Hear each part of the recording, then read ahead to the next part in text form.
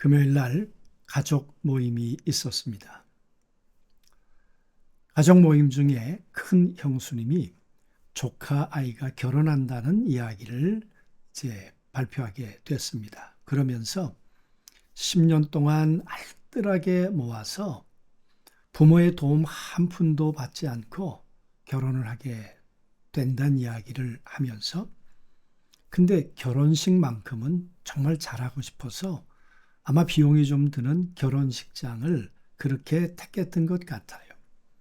그러면서 비용이 좀 들더라도 정말 한 번밖에 없는 결혼식이니까 충분히 이해가 되고 동의가 되어서 그렇게 하기로 했다. 그런 이야기를 했습니다. 여러분, 한 번밖에 없는 결혼식 누구에게나 그러고 싶지 않겠습니까? 인생 최고의 날이 되기를 원하겠죠. 최악의 날이 되고 싶은 결혼식의 주인공은 없을 것입니다. 가족도 마찬가지일 것이고요. 여러분, 결혼식이란 환희, 기쁨이 넘치는 그런 날 아니겠습니까? 그래서 얼마나 많이 준비하겠습니까? 누가 올런지, 얼마나 올런지, 음식은 부족하지 않도록, 물론 지금은 호텔에서 다 하겠습니다만은 유대인들은 일주일 동안 결혼식을 하기 때문에 그런 것들을 신랑 측에서 굉장히 세밀하게 준비를 할 것입니다. 여러분, 그런데 그 환희에 가득 차야 할 결혼식이 비극이 돼 버렸습니다. 그야말로 기쁨으로 가득 차야 될 그런 결혼식이 비탄에 슬픔에 빠지게 돼 버렸다 그 말이에요. 웃음과 축복으로 가득 차야 할 결혼식이 슬픔과 저주로 가득 차 버렸다면 여러분, 이게 있을 법한 일이겠는가 그 말이에요. 그런데 오늘 요한복음 2장 1절에서 11절 말씀은 그 문제를 다루고 있습니다. 요한은 왜 이야기를 첫 번째 표적으로 요한복음의 기록을 하는 걸까요? 오늘 이 성경을 읽는 초대교회 제1독자들의 상황은 그야말로 이 도미티안 황제의 박해 밑에 있었다고 했습니다. 그들에게 이 가나 혼인잔치의 이 이야기가 어떤 메시지로 그들에겐 들려지게 될까요? 그런 의미에서 이 문제가 또 어떻게 해결돼 가는지 우리가 아는 이야기입니다만은 다시 한번 이렇게 말씀을 상고하는 그런 시간이 되었으면 좋겠습니다. 결혼식은 누구에게나 마찬가지겠습니다만은 인생의 가장 큰 잔치이기를 원하겠죠. 1세기 팔레스타인에서 혼인잔치는 일주일간 지속되는 인생 최대의 축제였습니다. 오늘날 우리에게도 인생은 성취와 기쁨을 나누는 잔치와도 같고 그러길 원하겠죠. 그런데 우리의 행복이 영원할 것처럼 축배를 들었는데 그곳에는 웃음이 있고 기대가 있고 미래가 있었겠죠. 그래서 즐겁게 하는 포도주로 가득 채울 수 있겠죠. 유대인들에게 포도주란 바로 환희를 말합니다. 언제 이들이 포도주를 마시게 되는가? 그들이 건기를 만날 때, 그래서 물이 점점 떨어져 갈 때, 그때 여러분 포도를 수확을 합니다. 그리고 포도즙틀에 그것을 집어넣고 그 흘러나오는 포도주를 마실 때 느끼는 그 환희, 그 목마름에 대한 해갈, 그것처럼 기쁨의 순간은 없었을 것입니다. 그래서 유대인들에게 포도주는 그런 환희, 행복, 기쁨, 그런 이미지이지요. 오늘 결혼식은 바로 그렇게 출발했습니다. 그런데 그 환희가 사라져 버렸어요. 그 포도주가 떨어져 버렸어요. 잔치가 무르익을 무렵 위기가 찾아왔어요. 당시 사회에서 포도주가 떨어지는 것은 주최 측에서 평생 씻을 수 없는 수치가 되는 것입니다. 만약 우리의 삶 속에서도 이런 일이 벌어진다면 우리가 의지했던 열정, 재정, 건강 혹은 관계, 기쁨이 만약 바닥이 나버리게 된다면, 그래서 화려한 잔치 뒤에 찾아오는 이런 실패와 이 결핍이 우리의 현실이 되어버리고 만다면 이것처럼 황당한 일이 어디 있겠습니까? 그런데 이 일이 현실이 되어버렸습니다. 그런데 거기 예수님의 어머님이 계셨어요. 어머님이 계셨다는 이야기는 어머니는 당연히 갈 집에 가신 것 같아요. 그런데 예수님과 예수님의 제자들은 꼭 가야 할 자리는 아니었던 것 같습니다. 헬라어 원문으로 볼 땐 예수님의 어머니가 예수님께 나가서 포도주가 떨어졌습니다. 그렇게 얘기를 하니까 예수님이 여자여 그게 나와 무슨 상관이 있습니까? 참 냉정한 이야기이지요. 예수님은 이 문제를 내가 해결할 문제가 아니라고 얘기를 하는 거 아닙니까? 내 때가 아직은 아니라고 그렇게 얘기를 했어요. 근데 예수님의 어머니는 왜 예수님에게 그 얘기를 하셨을까요?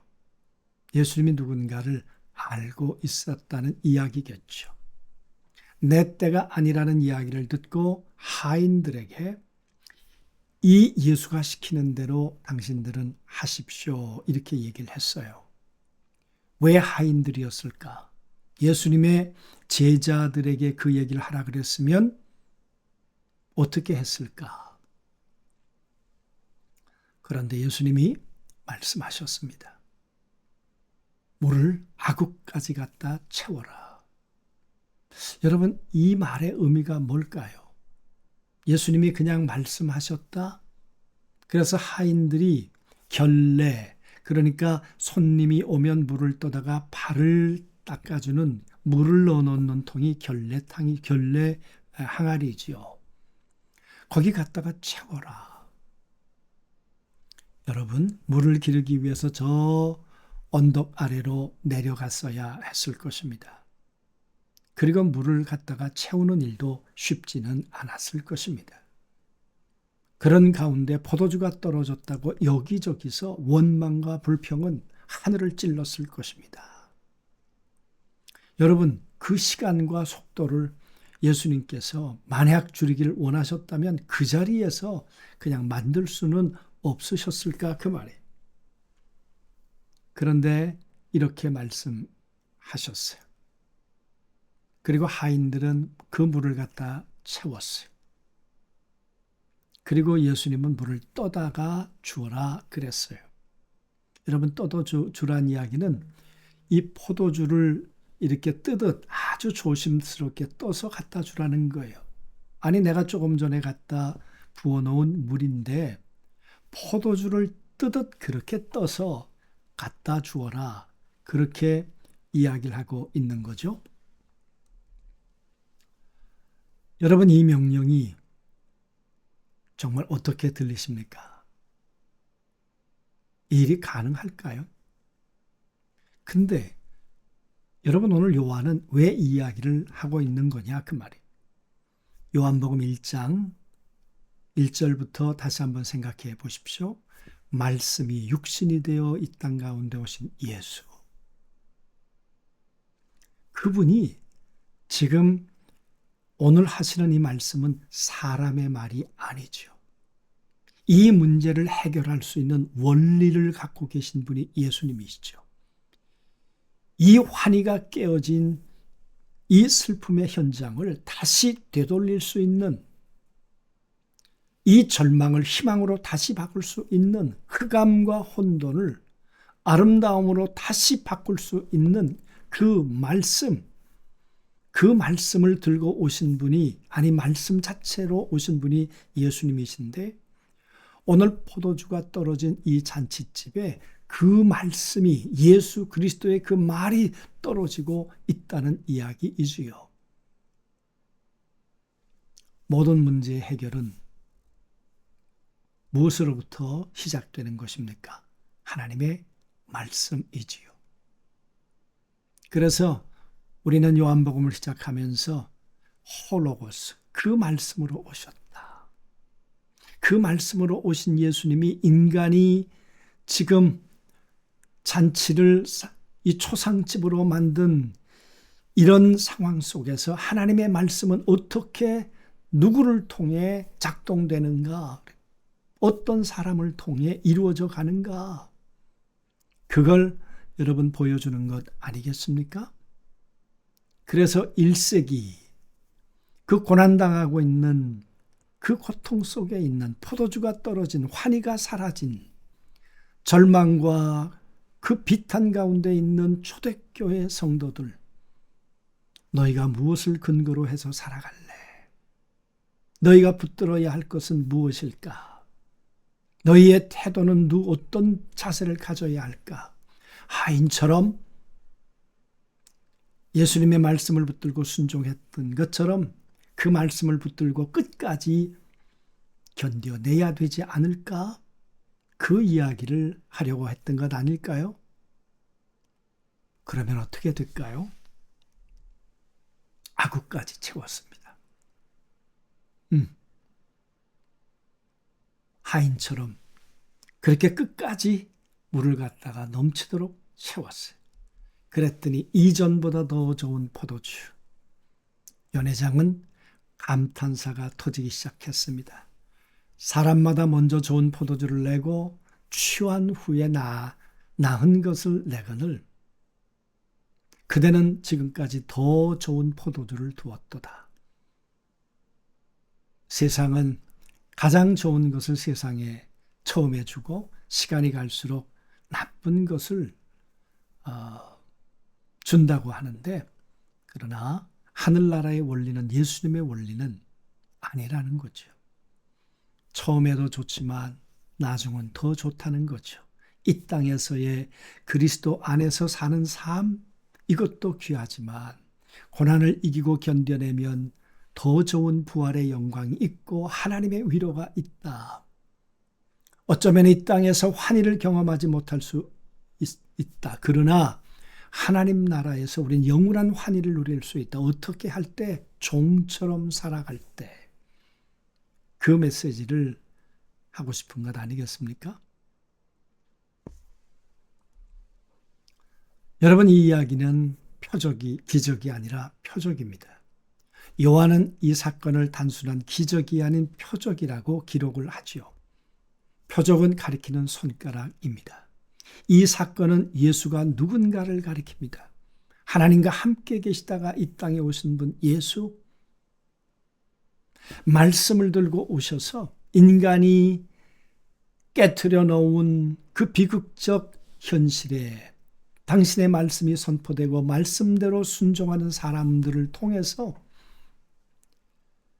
물을 포도주로 바꾸는, 절망을 희망으로 바꾸는 그 말씀을 붙들고 이 땅 가운데 오신 분이 예수 그리스도라는 거죠. 그래서 이 표적은 그리스도가 누군가를 우리에게 밝혀주고 있는 것 아니겠습니까?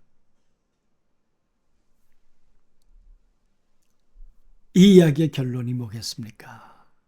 제자들이 믿으니라. 그 말은 무슨 얘기예요? 제자들이 예수님을 따라다니기는 했지만 예수님 누군가를 잘 몰랐다는 얘기도 될 겁니다. 그리고 여기서 제자들이 믿으니라, 이 말은 예수 그리스도 안에 들어가서 예수를 믿었다는 이야기가 됩니다. 예수가 누구를 믿었다는 것은 종교가 될 수 있습니다. 우리가 갖는 믿음은 인투, 그 안으로, 예수 그리스도의 형상 안으로, 예수 그리스도의 생명 안으로 들어가서 그 예수를 경험하며 믿는다는 것을 말하죠. 그래서 이 사건을 통해서 제자들은 예수님 안으로 들어가서 이제 믿음의 첫 발을 딛기 시작했다는 거죠. 그래서 그들이 불안과 두려움이 변해서 믿음만큼 그들에게는 새로운 포도주를 경험하는 그런 삶이 그들에게 있게 되었다. 그 얘기 아니겠습니까? 그들은 단지 맛있는 포도주에 취한 것이 아니고 그 너머에 있는 예수의 영광을 이제 예수 안으로 들어가 맛보게 되었다는 거죠. 우리의 결핍을 해결할 수 있는 능력이 예수 그리스도 안에 있습니다. 믿음은 예수 그리스도 안으로 들어가는 것입니다. 그래서 그분 안에 들어가 그분의 사랑의 깊이와 넓이를 경험해 가는 것이죠. 지난주 말씀드렸던 것처럼 그 안에는 은혜와 영광이 은혜와 영광이 풍성하니라. 그 은혜와 영광을 경험하는 것을 통해서 그분 안에 그 새로운 포도주를 맛보아 갈 때 은혜 위에 은혜, 믿음 위에 믿음이 자라가게 될 걸 믿습니다. 여러분, 우리가 해야 될 일이 있다면 아구까지 채우는 종의 모습이 우리에게 필요하지 않을까요? 변하는 나의 능력이 아닌 그분의 말씀에 나를 맡기고 순종할 때 일어나는 것이죠. 가나 혼인잔치는 2000년 전의 이야기가 아니라 오늘 여러분과 제게 일어나는 또 하나의 표적이 될 것입니다. 오늘 우리가 종이 된다면 그 표적은 우리에게 간증이 될 것이고 우리는 그리스도 안에 들어가 새로운 포도주의 맛을 보게 될 것입니다. 오늘 아침에 퀴티 말씀 가운데도 제가 간증을 했습니다마는 99세 된 저희 큰어머님이 조카인 저에게 세례를 받으시고 성찬을 받으시고 예수님을 영접하시고 하는 일이 금요일에 있었습니다. 여러분, 이 일이 있게 된 것은 큰집 누님이 늘 그렇게 말씀하셨습니다. 하나님이 분명히 말씀하셨어. 우리 어머님 안 돌아가신다. 예수 그리스도를 만나기 전까지는 우리 어머님 안 돌아가신다. 하나님이 분명히 내게 그렇게 말씀하셨다. 홀로고스. 하나님이 주셨던 말씀이시죠. 여러분, 그 말씀이 현실이 되어서 우리 형님, 형수님, 우리 작은 누님, 매형, 그렇게 온 가족 9식구가 모여서 함께 찬송하고 예배드렸던 그날이 금요일이었습니다. 물이 변해서 정말 포도주가 되는 날이었습니다. 그 큰어머님은 평생 유교와 불교 속에 사셨고 늘 큰어머님 집에 가면 불경 소리를 늘 들을 수 있었습니다.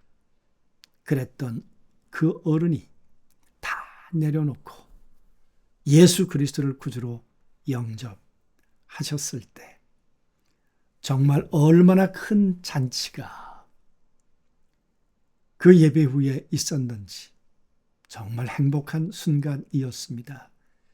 이 세상에서 줄 수 없는 새로운 맛, 더 좋은 맛이었습니다. 그 어른이 제게 이렇게 말씀하셨습니다. 윤 목사님, 아니 어떻게 조카에게 그렇게 말씀하십니까? 그 가족들이기 때문에 저의 자라남을 다 아십니다. 가장 문제가 많았던 학창시절에 문제아 중에 문제였던 제가 목사가 되었는데 그 어르신이 제게 그렇게 호칭을 해 주실 때 제가 참 몸둘 바를 몰랐고 그러면서 한순간 내가 예수를 믿지 않았다면 어떻게 됐을까? 예수를 영접하고 하나님의 은혜 가운데 목회자가 되고 복음을 전할 수 있는 전도자가 되었다는 것. 이것이 제 인생의 새로운 포도주의 맛이구나. 그런 생각을 하면서 다시 한번 하나님 앞에 감사를 드렸습니다. 여러분, 오늘 내게 들려주시는 주의 홀로고스, 그분이 말씀을 들고 오신 그분이 우리의 문제 속에 침묵하지 않고 말씀하시는 그 음성을 경청하는 여러분과 제가 되고 그 말씀이 이루어질 때 그 표적이 간증이 되는 우리 모두가 되실 수 있게 되기를 주님의 이름으로 축복합니다. 기도하시죠. 전능하신 아버지 하나님, 포도주가 떨어졌을 때 얼마나 황당했는지, 환희가 비극이 되고 기쁨이 슬픔이 되고 사람들의 축복은 저주가 되었습니다. 기쁨의 웃음소리는 비난의 소리가 되어버렸습니다. 하나님, 이 문제를 수습할 길은 누구에게도 없었습니다. 그러나 한 말씀, 홀로고스, 말씀이 육신이 되어 오셨던 예수 그리스도의 그 말씀이 하인들에게 임했고 순종했을 때 무리변에서 포도주가 되었고 제자들은 예수 안에 들어가 예수를 맛보기 시작하는 새로운 일이 벌어지게 되었습니다. 아버지, 이 표적을 행하심은 1세기 말 포도주가 떨어진 것 같은 환희를 잃어버린 그 고난당하는 성도들에게 말씀을 붙들어야 하느니라. 그래야 이 땅과 오는 세계의 환희, 영원한 환희의 주인공이 되느니라. 아버지, 때론 우리가 불가능해 보이는 삶의 여러 가지 정황 속에서도 주의 음성 듣고 믿음으로 순종함으로 반드시 그 말씀의 성취를 경험하도록 도와주옵소서. 오늘도 귀한 예배를 드리며 또 봉헌하는 손길들을 하나님 기억해 주옵소서. 예수 그리스도 이름으로 기도하옵나이다. 아멘.